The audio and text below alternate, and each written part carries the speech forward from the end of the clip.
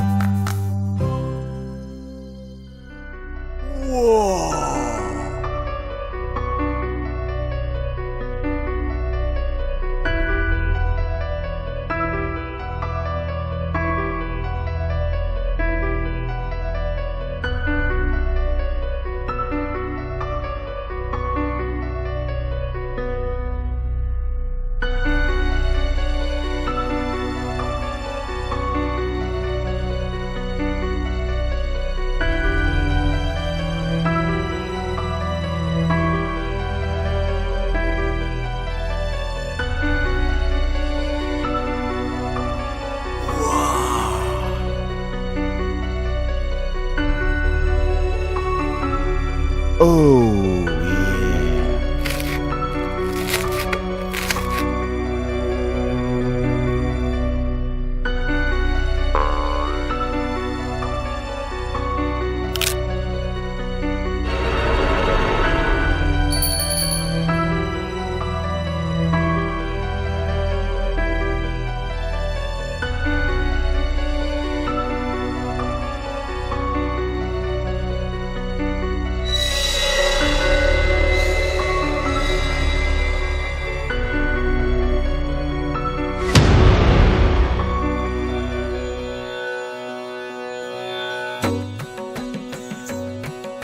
Hey, you made it to the end. That must mean you like it, right?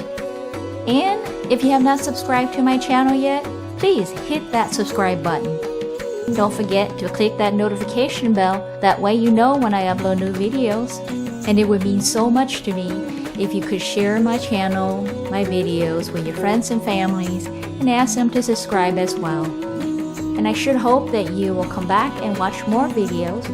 But until next time, happy baking!